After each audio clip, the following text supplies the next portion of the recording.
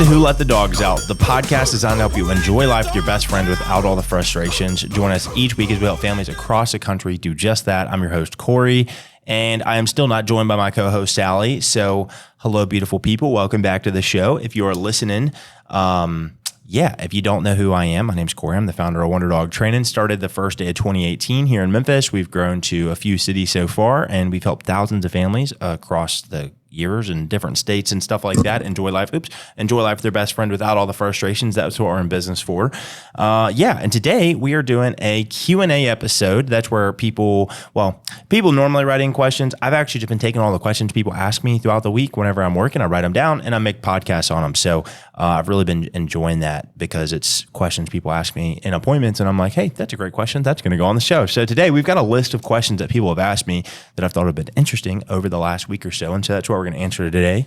For those of you who have been listening for a while and you know I have a co-host, her name is Sally. She hasn't been on the show in, I don't know, like a month or so. For those of you that are still invested in the van saga, her van recently broke and she got the computer. Then we realized it was some sort of electrical issue. I say we, it's royal we. It's really her. Her electrician figured out it was some sort of like little small wire thing. Now they're super close to fixing it. But now we're at another little standstill. So hopefully she'll be back on the show here pretty soon. Because I think if it doesn't get fixed in like the next week, I think she's just going to scrap it for junk and get a new one because she is so tired of being trapped at home and she wants to be back on the show. And I want her back on the show. I mean, I like doing them solo, not terrible, but I do miss having my co-host to look across at and be like, and you know, she's fun to talk to as well and people love her. So, anyways, that's the update there for those of you that are invested in the Sally Van saga. Anyways, like I said, today we're doing a Q&A. So today we're going over at what age should you actually sign dogs up, like whether it be 6 to 2 years, or should you start earlier if you get a puppy and you have the chance to train your dog earlier? Like what age should you actually start training? How to change your dog's food from brand to brand or from protein to protein? And then do you ever have untrainable dogs? And then I might answer some bonus questions like, do dogs have ego? Is the crate forever thing with puppies? And what do I think about no chew spray? And then an interesting question I heard on Dave Ramsey's show this past week, which is how much would you spend to save your dog? I don't know if I'll go over all those bonus questions, but I might go over them. I don't know. But those are going to be the main three I go over today. We've also got dog talk episodes. That's where I come on and talk about a topic related to dogs, dog ownership, dog training, things like that. I've got some interviews that I'm working on setting up as well with some other dog related experts. So that's kind of what I'm working on right now. Those are the different formats of the show. So if you've got any questions, you can write those into, normally it'd be Sally. Well, you can still write them into Sally. Sally at wonderdogtraining.com. You can comment below on the platform. We're actually going to answer somebody's comment question today. And we got a couple different little fun segments for you guys coming up. So that's pretty much it. But yeah, I do miss my co-host. If you're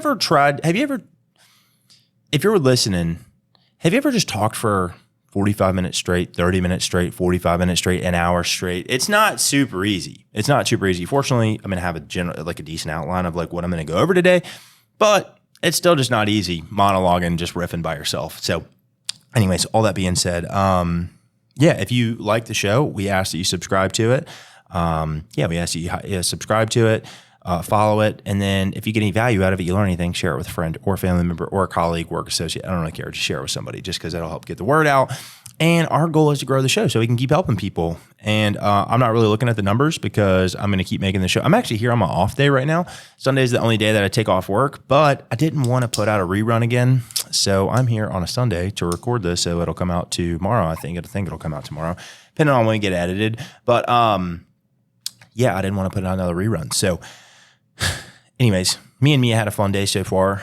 We went to my parents' house earlier. Then we went to Shelby Forest, went on a hike, stopped by a little fruit vendor on the side of the road, bought a watermelon, bought a yellow watermelon. I don't know if you know this. I didn't know this till today, but they have watermelons that are yellow on the inside. Very sweet watermelons. They're very tasty. And then I stopped at a little general store, ate a great burger. Mia was outside hanging out with me while I was eating. And then whenever we stopped, before we went hiking, I was like, hey, I should cut into this watermelon and eat some of it. So I did. And there was a guy sitting across the way.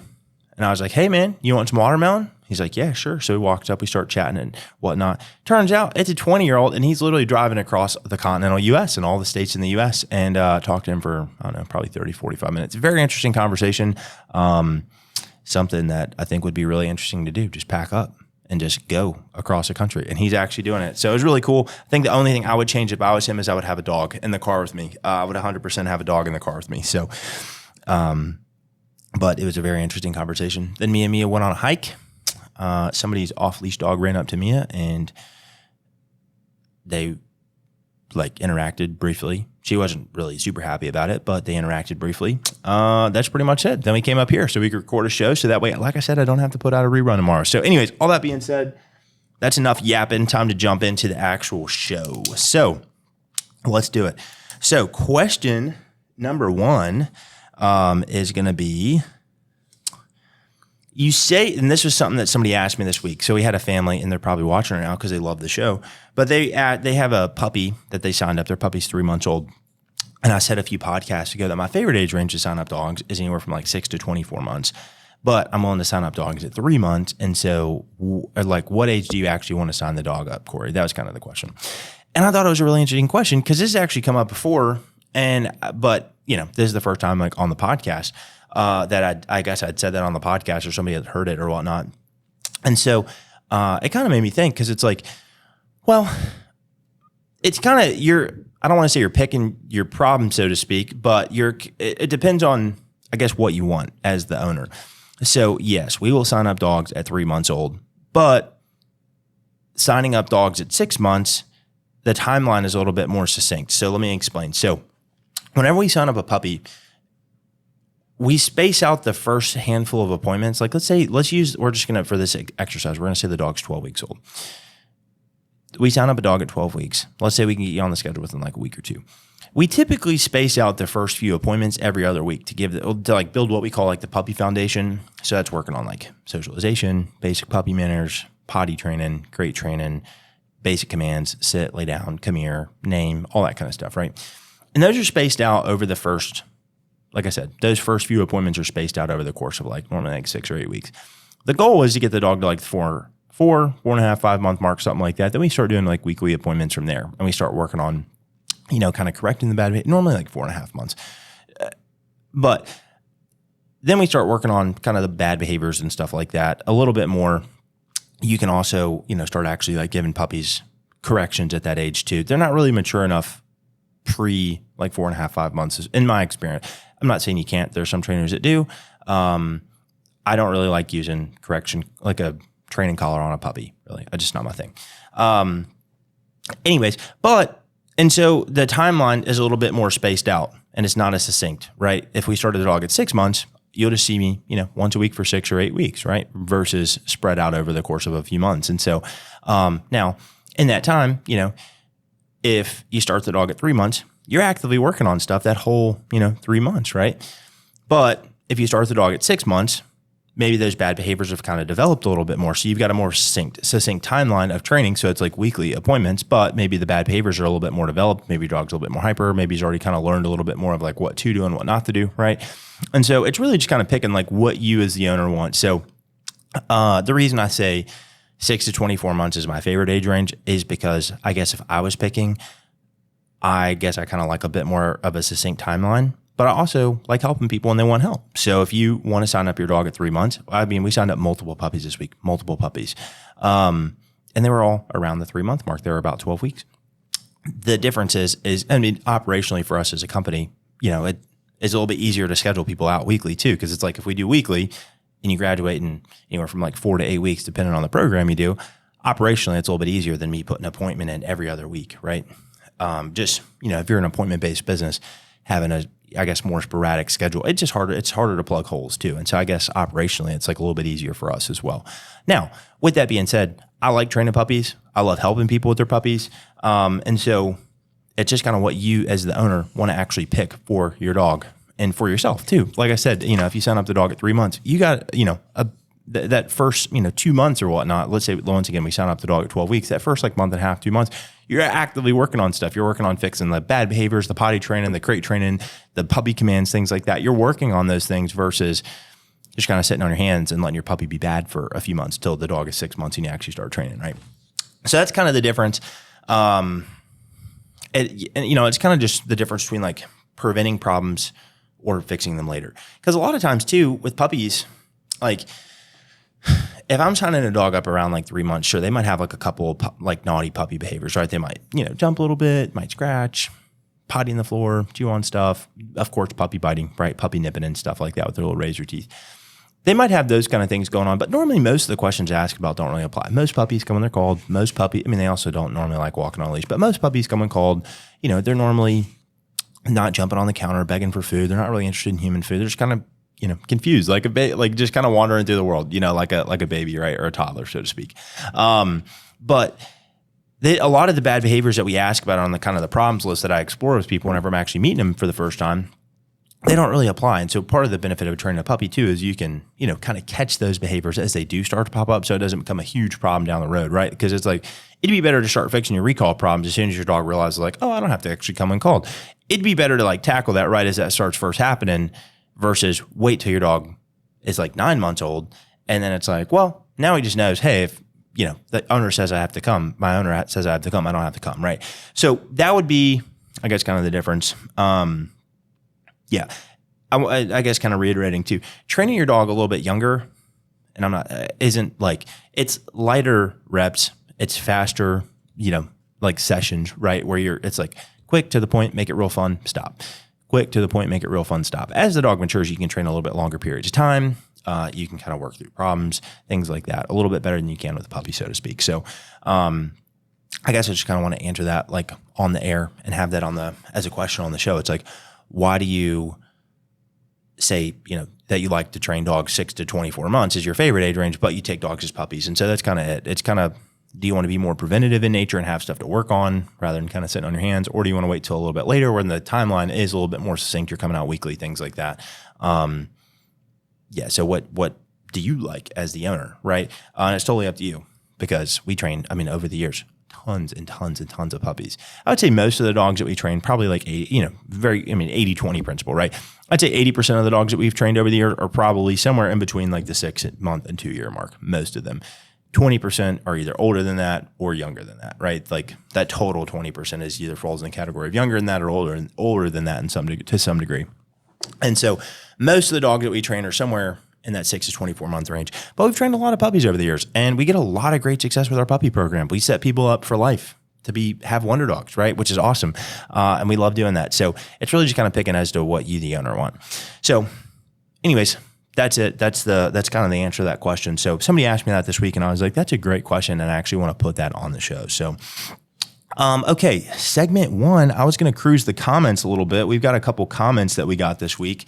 So number 1, this is on YouTube, by the way. We see all the comments. And yeah, so if you want to maybe have your comment read on the show, comment down below. You can comment on YouTube, Spotify, and Rumble. I don't think you can comment on Apple Podcasts. But anyways, somebody named @SallyHarrison6563 commented on the show and said, I miss Sally being on the show.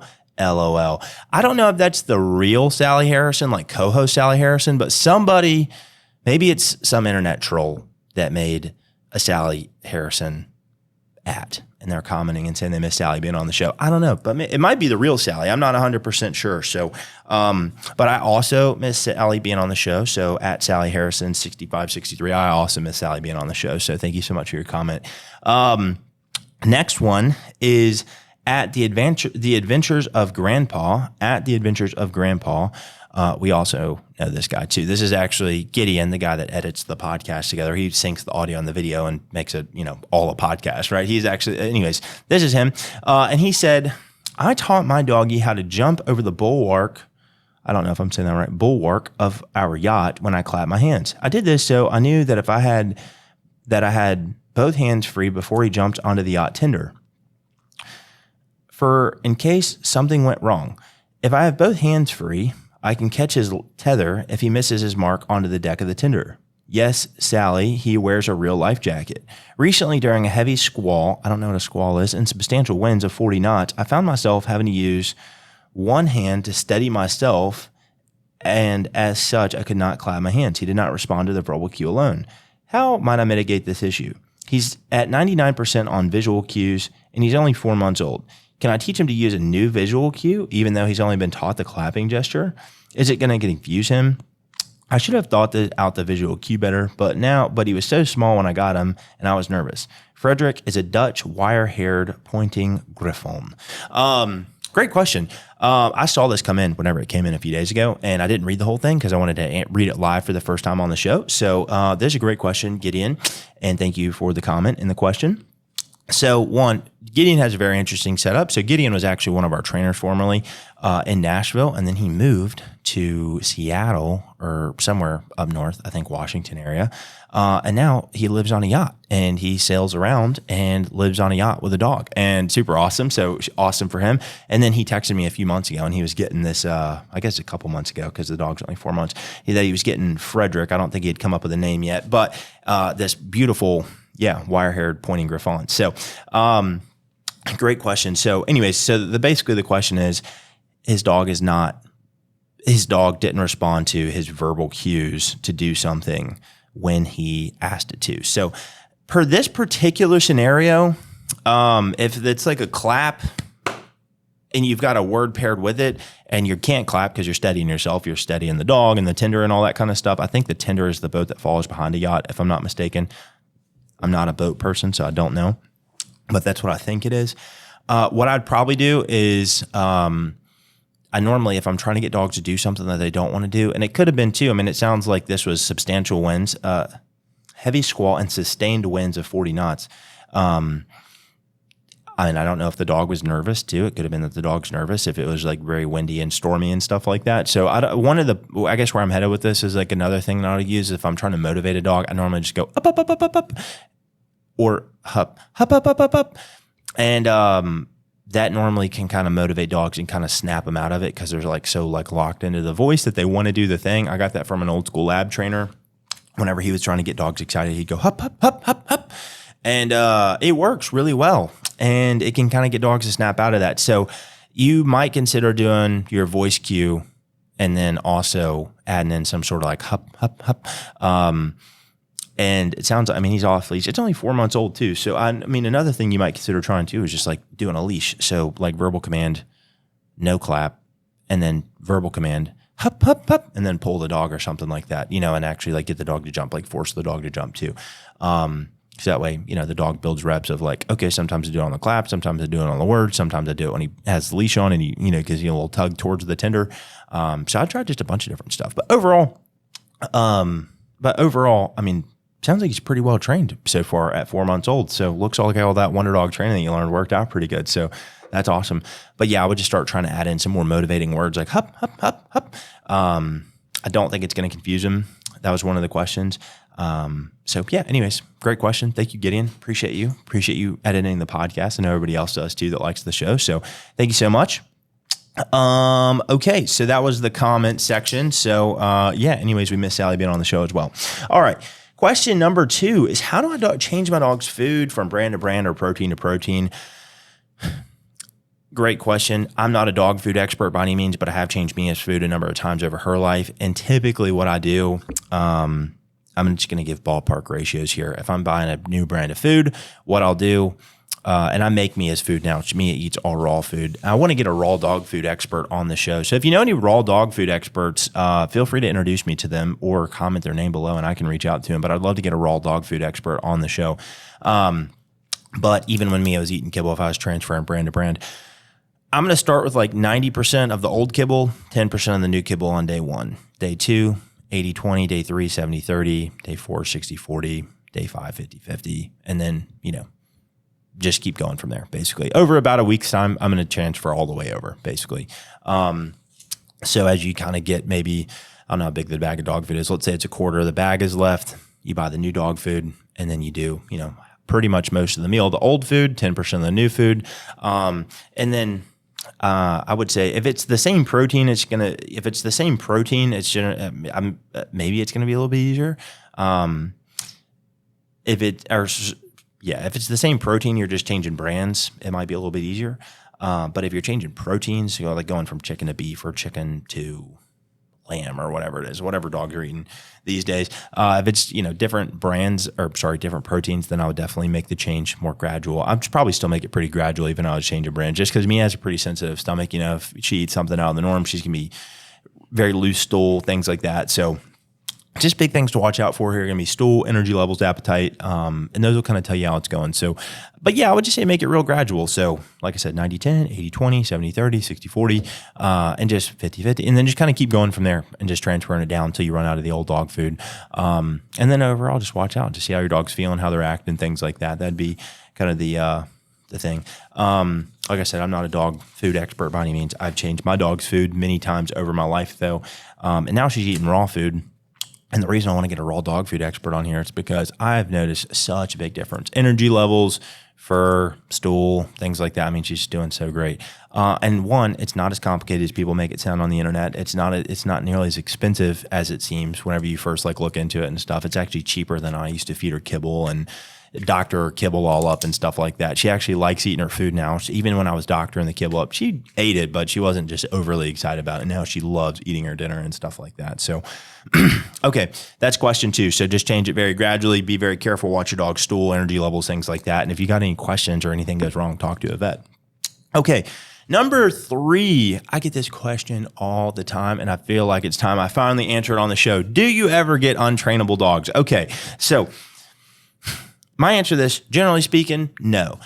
We as a company chose not to train aggressive dogs. So if you go back to our aggressive versus reactive episode, aggressive dogs to me are dogs that bite people or dogs outside of the context of play. And that's basically the definition, my definition.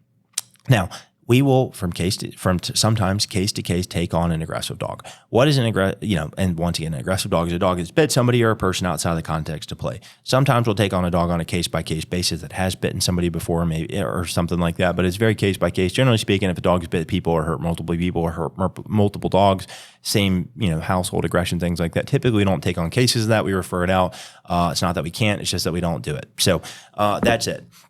So those dogs, are they untrainable? No, it's just that we don't train them. Now, let's say it's the normal dog. And by normal, I just mean like golden retriever, golden doodle, pitty mix, something like that, right? Something very typical that we get. Frenchie.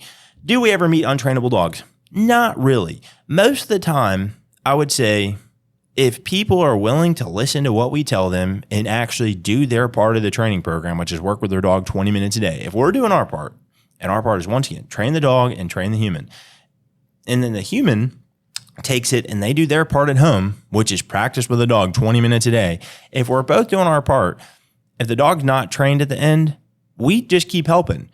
But the problem we run into is people that don't want to practice. Now, I will say at this time in business, I'd say we have really great clients. Most of our clients do what we ask them to. They're great clients and stuff like that. Every now and then we'll get somebody that doesn't listen or something like that and doesn't do what we want to or what we ask them to or something like that. And that's okay too. You can spend money and not do something with it whenever, you get frustrated enough, you're willing to finally pitch in and do something. But no, typically, no, we don't get untrainable dogs. We get untrainable humans that don't want to listen, even though they spent money on training. And like I said, used to happen more often, but now we're, pretty good about screening those people and stuff like that. And I mention it at the appointment whenever I'm getting people signed up for training multiple times. Hey, you have to practice. You got to practice 20 minutes a day, things like that.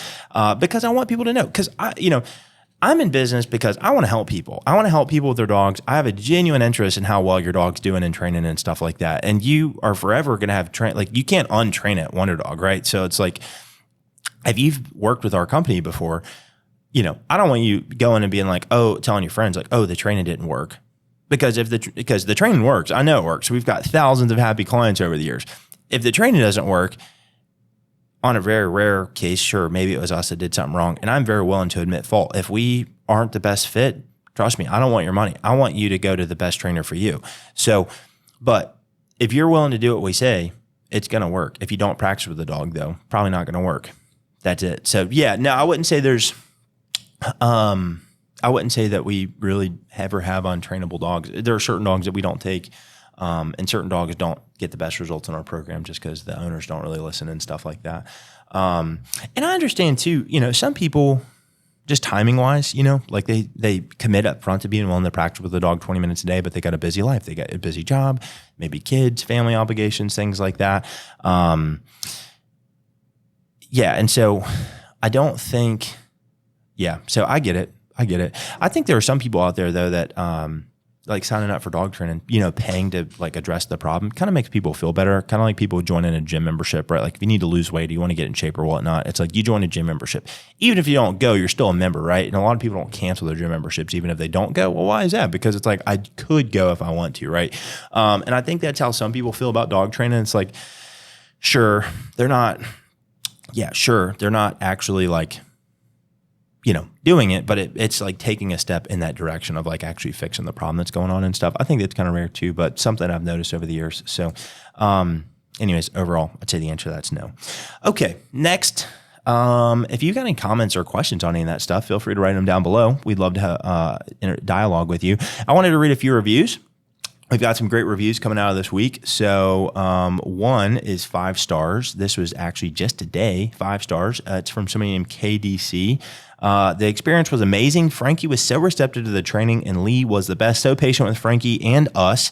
He learned so much in the lessons, and we can't wait to join the group on Saturdays, the Wonder Dog Tribe. Highly recommend for any age pup. So thank you so much. Great job to Lee. Great job to Frankie. Great job to the family. Another one, 5 stars. This one that was for one of our clients in Nashville. This is another 5-star review from Katie Promisel. I'm hoping I'm saying that right. And this says, Wonder Dog is amazing. Delilah loves everyone there. Gordon and Jesse helped me tame my crazy girl. I was at my wit's end when I reached out to Wonder Dog. I was already considering rehoming her, so I didn't set her up for failure, but Jesse and Gordon helped me so much understanding how to help her succeed. I know Delilah will miss everyone, especially Gordon. I will for sure be bringing her in for baths so she can see y'all. Thanks so much again. This was a really cool one because I'm sure if I had to guess, I probably sold Frankie their training too. I don't know off the top of my head, but I know for a fact I sold this one training. And I went to their house, and this is a really great family. They help dogs. They have like a ton of dogs. They want to help them like rehome. I don't know if they're rehoming them or if they just have adopted a lot of dogs, but they help a lot of dogs and get a lot of dogs off the street and stuff like that. And they were really at their wits' end with this one. And so it was really cool, though, seeing this dog come in and just see the transformation and stuff, because they really were at their wits' end. They were considering rehoming the dog. And I love that. Like it said in the review, she was considering rehoming the dog. Now she's not. And now she's got a Wonder Dog. So congrats, Katie and the Promisel family. Y'all have a Wonder Dog. And so, y'all did a great job practicing with her and doing your homework and stuff. Shout out to Gordon and the team here. Y'all also did amazing. And then we've got one more quick one. This is 5 stars from Akila Battle. Wonder Dog training was an absolute game changer for my Labradoodle. She's so much more obedient and understands the command taught to her in training. I greatly appreciated the hands-on training given by Jessie after each lesson. Jessie was wonderful. She was so patient and truly cares about the dogs. She was so helpful in making sure the training was a success. She communicated very well and allowed for unlimited questions. I appreciate the positive attitude. She really made the experience great. So I did this one too, and these people were also kind of at their wits' end. The dog is kind of split, belongs to 2 different sisters, and one of the sisters was having a baby, and there's some resource garden going on and just a lot of different stuff. They were worried about having guests over and things. And so anyways, they had a great experience. And so, congratulations to Akila and the Battle family for their Wonder Dog, and Jessie here in the Memphis location. She did a great job. So great job to everybody involved. You now have a Wonder Dog, Akila. So I'm super glad to hear it. And so thank you so much. Anyways, I wanted to read those because we got some, those are literally just a few. Jesse got like 9 reviews last week. So doing a great job here at both locations, the Nashville location and the Memphis location. We've also got some good reviews in Austin. I just don't have them in front of me. So good job to the Austin team as well. Okay, a couple bonus questions. How long are we at? We're at 30 something minutes. Okay, all right. These are some other interesting questions that I wanted to bring up on the show this week. I don't know if I have the best answer to this next question, but I thought it was interesting enough to bring on the show. So I was selling training to a gentleman in Nashville a couple days ago, and he's got a little 4-month-old Rhodesian Ridgeback puppy, and he said, every time I take my dog out in public, people want to pet my dog, and he was asking, does that help my dog get will my dog have an ego because everybody loves it? And I thought that question was kind of funny because I'm like, I don't think anybody's ever asked me that before. And my short answer to him was like, I don't think so. I think you've just got a puppy and he's going to realize like, hey, if people keep coming up into him and loving him, I think it's just going to keep creating positive experiences with people and stuff like that. But I have met dogs over the years that I definitely do think they have an ego. And I will say, I think these are typically going to be more like in my experience, are going to be more like dominant breeds. So like dominant breeds or dogs that are probably unneutered or unspayed, maybe just having like a little bit more like hormones or whatnot, where they kind of walk into a room and like other dogs notice them kind of thing or whatnot. So I do think that dogs have an ego. I don't think it's like similar to the sense that like humans have an ego, right? Like you see something and you're like, oh, he has a big ego. That's not cool. Yeah. I don't think it's that same way. I do think that there are dogs that have an ego, but I don't think strangers petting your dog is going to give your dog an ego. I think it's just going to help your dog realize like, I like humans. I like when humans give me attention. I like when humans talk to me. This is fun. I enjoy this, things like that. So I think that is probably, I think that's probably it. I think that's probably the answer to that question. I do think the dogs have ego. And I think that comes from like the owner, like dogs that have ego. I think that comes from the owner, the training, the like nature of the dog. So once again, the breeding, the genes, the genetics, things like that. Because you can see like a world champion dog, you know, that comes off like champion bloodlines and stuff. And I'm thinking like working dogs here. Like those dogs have an ego where in the sense it's like they walk like, you know, take a cattle dog, for example, or something like that. When they walk on the field with the sheep or the cattle or whatnot, they're like, I'm dog, you know, I am the dog. And so I do think that they have an ego in that sense where it's like, maybe they're living out their purpose or something like that. Maybe that like, I know that makes them happy and fulfilled and stuff, but yeah, maybe it's like whenever they're doing a good job, maybe they're like, they have that feeling kind of like whenever, you know, we as humans do something right, we're like, hey, I rock, you know. I think that could maybe play a part into it as well. So yes, I don't really think that's like the best answer to that question. I didn't really think through an answer. Like I didn't really like type anything out, just kind of the question and some general talking points or whatnot. So yes, in short, I do think that dogs can get an ego. I don't think it's similar to the human ego. And I don't think that, that, you know, letting strangers pet your dog is going to give your dog an ego. Okay. A couple other little ones that people ask me. This is all related to puppies because like I said, last week was a big puppy week for us. So is the crate for everything for my puppy? Short answer, no, not really. I mean, unless you want it to be, I guess. A lot of people, for whatever reason, don't like crates. We did a whole episode on crating. If you want to learn about crates, I'd say go back to the crate episode. I did everything I know all about crates in that episode. So, and that's somewhere at the beginning of the year, of this year, 2025. So I'd say go back to that episode and watch that. But I would say typically, okay, so like this question came from a family that has a new puppy, 3 months old, and she leaves her dog out whenever she goes to work. And I think, you know, I don't know what her hours are, but she leaves her dog whenever she goes out to work. And her dog doesn't chew anything up, which is pretty rare for a puppy, right? Most puppies chew stuff up. They tear stuff up. You know, they bite the corner of the wall, the couch, the pillows, all the stuff, right? They tear stuff up. Her puppy wasn't actually chewing anything up. And it wasn't until like, I don't know, probably like 20 minutes later when she's like, yeah, but I'm really having struggle in like potty training her because every time when I leave for work, she potties all over the house. And I was like, oh. Because I told her, yeah, you don't have to use a crate if your dog's not chewing anything up. Like, yeah, don't use a crate. But yeah, if the dog's potty in the house, yes, we do need to use a crate. So I would say yes, overall, I do think a crate is helpful for potty training, keeping your dog safe whenever you're not home. Because if they chew something up that we don't want them to, that's not good, right? But no, I don't think your dog needs a crate forever. In my experience, most dogs can start being left out of the crate anywhere from like 18 months to 24 months, sometimes like 2.5, 3 years. Depends on the dog, energy level, exercise level, things like that before they can like not start chewing stuff up. Confession for you though, yesterday I had a really long day. And on Saturdays, you know, sometimes people don't show up to the appointment or whatnot because whenever they come up here to the building. And so I was assuming that somebody wouldn't show up, and whenever somebody didn't show up, I'd go to my house real quick and like run and go grab Mia. Anyways, everybody showed for their appointment, so I was gone from Mia for a while, and then I had a friend of mine come up here, and we hung out, and we're actually sitting here and talking on a different show, and so then after that, I went out and grabbed some food. Anyways, all that to be said, I was gone from Mia for a really long time. Like, it is our longest day alone in a while. Anyways, when I got home, she had chewed up a poop bag. You know, there was no poop in it, of course, but she had chewed up a poop bag. And so I thought it was kind of funny, though, because I'm like, of course she's not in a crate. She just stays out in the house. But it's like, you know, it's hard to train your dog not to do something if we're not home. If I was home, there's no way Mia's chewing up a poop bag. There's just no way. She would never do that. She would never do that in front of me. Wouldn't do that if I'm home. Wouldn't do it overnight, things like that. But, being gone, and you're gone 10 hours, whatever it is, however long it is, 12 hours, however long you're gone, it's tough to get your dog to not do something when you're not around, right? Because people always say like, oh, I want to leave him out, and I just don't want him to chew anything up. And then it's like, well, yeah, even if I train your dog to be perfect, like your dog's like perfect recall, they place and stay, they listen real good, they don't beg, they don't jump on people, they walk nice, you exercise them, things like that. If you're gone for 6 hours and they're like, I want to defluff the couch, it's tough for us to fix that if you're not around, right? And so overall, maturity is going to be what gets your dog out of the crate.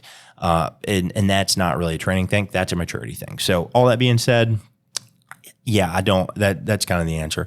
Is the crate a forever thing? No, your dog can come out of the crate whenever they are not chewing things up and they're not potty in the house. That's my general rule of thumb. If you want to leave your dog out when they're potty and they're chewing stuff up, that's your thing. It's your house. Your dog can pee and poop in it, but I don't want to leave my dog out if she's going to chew on my stuff or she is going to pee and poop on my floor.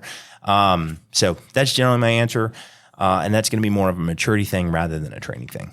I feel like I had something else to say on that, but we'll just move on to the next one. Next one, what do you think about yucky spray or no chew spray? For those of you that don't know what this is basically a spray that you can buy from your local pet food store. Always go to your local pet food store instead of Amazon if you can. But it's basically a spray that you can spray on stuff. And the idea is that it tastes nasty, it's bitter, so dogs don't want to chew on it, basically. So what do I think about it? I think it's great for the dogs that it works for. I think it's bad for the dogs that it doesn't work for. I always have a little joke, and it's not really a joke, but half the dogs hate it and half the dogs eat the bottle. And it's really true. Like if your dog doesn't care about it, they will quite literally chew the bottle if they get the chance. And like labs and Goldens and stuff like that. That's the breed that comes to mind. That's just like they'll eat literally anything. So I always say, if it works for your dog, great. If it doesn't, I don't think it's a viable fix to just training your dog, right? Because I think the reason that dogs chew stuff past the puppy kind of teething phase is because they're bored, they're understimulated, underexercised, and so I think and they're not trained, and so I think overall the best way to fix your dog chewing problem is to train your dog, exercise your dog, give your dog brain stuff to do, take them out, do stuff with them, actually be involved, be engaged with your dog. That's what I think the best solution to chewing is. However, if you're doing all that stuff and you still are having some problems, then yes, the no chew spray can be pretty good. But I don't think it's a fix to training. Like spraying your whole house down with bitter apple spray doesn't equal training your dog. So that's my answer to that. Okay. This one, I heard this question and I thought it was so interesting and I wanted to bring it up on our show.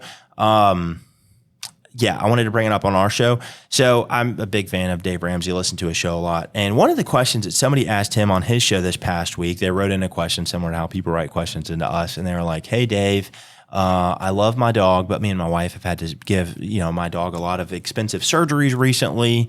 At what point do we decide to not spend money on the dog surgeries and put the dog down? And his answer was really interesting. His answer was really interesting. For those of you that don't know, Dave Ramsey is basically like the don't go into debt guy and don't spend more than you earn guy. And don't use credit cards. Those are kind of like his big three main things. Anyways, great dude. Great books. He's got a lot of business books and stuff too. Great guy. Been to his business in Nashville. He's got a beautiful facility in Nashville. And you can actually go watch a show live in Nashville if you're in the Nashville area. Anyways, great dude. I thought the question was really interesting. My first answer when I first heard the question read out loud was like, there's no amount of money in the world that I wouldn't spend to keep my dog alive. But then you kind of like start thinking about it and you're like, well, I guess, is there a number? I don't know. I don't really know. I don't know the answer to that question. Fortunately, every time Mia's ever been in a pinch and she's gotten hurt or something like that, fortunately, I've always been, well off enough to cover it. But, and despite Dave Ramsey not liking credit card, I do think the Care Credit plan is a great plan for people that can't afford, vet care or whatnot. So if you need to get your dog a surgery or something like that, Care Credit offers anywhere from like 6 to 24 month or 36 month financing, like zero interest and stuff like that. So I know Dave doesn't like that, but I do think that's a good plan. So, because his answer was, of course, like, well, if you don't have money for it, it's a dog, so put the dog down, which I don't really agree with generally. But I guess where I'm headed with this, and so for me, I don't know, I would spend a lot to save my dog from, having to put her down. One of the things that he brought up though, is that I thought was really interesting, and I do think is something that we as owners need to be conscious of. And I guess, I'll probably be having this conversation. Ideally, it'll be a while, but with Mia soon enough, as she gets older and stuff like that, is we as owners will sometimes keep dogs alive too long so that we don't have to deal with the heartache that comes along with losing a dog that we love. And so, we'll have all these crazy surgeries or, put a new hip in a dog or something like that, just like crazy stuff to like keep the dog around. And it's like, at what point though, is it better for the dog to put the dog down so the dog doesn't have to suffer, right? Because it's like, okay, even if the vet can do this, like your dog gets, I don't know, some sort of crazy thing or whatnot. It's like, yeah, well, we can fix this. It'll be X amount of thousands of dollars and it, has an X percent of chance of working. But even if it does work, it'll like keep your dog's quality of life at this. It's like, I think a lot of times we as owners, we love our dog so much that we're willing to do something like that. And it's like, well, what's fairest to the dog? Like what's fairest to the dog? And I don't know the answer to that question. I think that the answer to that question is different for everybody. But I know for me, in the future, and hopefully it'll be a while, because it'll be a real bad day and a real sad time whenever Mia goes. But I hope for me that I am fair enough to Mia that I don't keep her along too long just because I don't want to deal with the heartache of losing a dog that I love so much. And so what's the answer to how much I'm willing to spend on my dog to keep her alive? Or I don't know. I don't know the answer to that. But I do know that I hope that I don't keep her alive longer than she needs to be to save myself the heartache. That's going to be coming regardless. Because if I was able to spend a couple $1,000s to keep her around an extra 6 months, but she's going to have to lay on the couch for 6 months and just be, bored, and that's not her. I don't want to do that. I don't want to do that. And so I think that's something for us to really consider as owners, and a perspective on having to unfortunately put a dog, because that's a terrible time. Nobody likes putting their dog down. It's a terrible, terrible time. It's very emotional. Especially if you've been with the dog for 10, 12 years or whatnot. Your dog's your best friend. They're man's best friend, right? And it'd be a very emotional thing. But the grief is coming. And so, I don't know. For me, I don't want to, like I said, leave her longer than she needs. So that way, like I said, I'm not willing to deal with the heartache. So that's my answer to that question. But I'm interested to hear everybody else's answer to that question. I thought it was a very interesting question that he had put on his show. I love Mia to death, and I know that I'd be willing to spend. I think I'd be willing to go into debt again if it came to it, but because I love her so much. But anyways, so that's the answer to the question. But it's been a great show. It's been a fun show. But those are the questions that we talked about today. So what age is the best to actually sign up your dog? How do you change your dog's food from brand to brand or protein to protein? Is there untrainable dogs? Do dogs have ego? Is the creator for everything with my puppy? What do you think about yucky spray or no chew spray? And then how much would you spend to save your dog? From Dave Ramsey's podcast. That, by the way, if you want to hear the podcast and his answer to the show, is the episode that he put out on 5/28, so May 28th. I think it was his Thursday or Friday show. I can't remember. I think it is. Might have been the Wednesday show. Anyways, one of those. But that's the podcast today, folks. So if you've got questions that you want to write into the show, I'd love to answer your questions that you have for the show. So feel free to comment below. You can email a question to Sally at wonderdogtrainer.com. If you want to send Sally some emotional support, say, hey, we miss you on the show, and we are sorry that you're having van problems, you can reach out to her there as well, or comment below. She'll see all the comments too. So there's that. And then... if you like the show, I just ask you to subscribe to the show. If you've been watching or not subscribed, I'd really like you to subscribe to the show. That's pretty much it. So guys, thank you so much for listening. If you tuned in this long, I really appreciate you guys so much. And I'm super grateful. Like I said, came in here on my off day just to record this because I really do love doing this show. It's a lot of fun for me. Like I said, whether people watch or don't watch, I know I'm going to keep recording the show because I actually really like doing it. It's a lot of fun. I get to take all the questions that people ask me and make them into videos that'll last forever. They'll outlast me. These videos will be on YouTube forever. So anyways, okay, Mia, get out of the cords. Get out of the cords. Okay. No, watch your foot. All right. Mia wanted to end the show by walking through all the chords that we have down here. So anyways, but all that being said, yeah, I really love doing the show.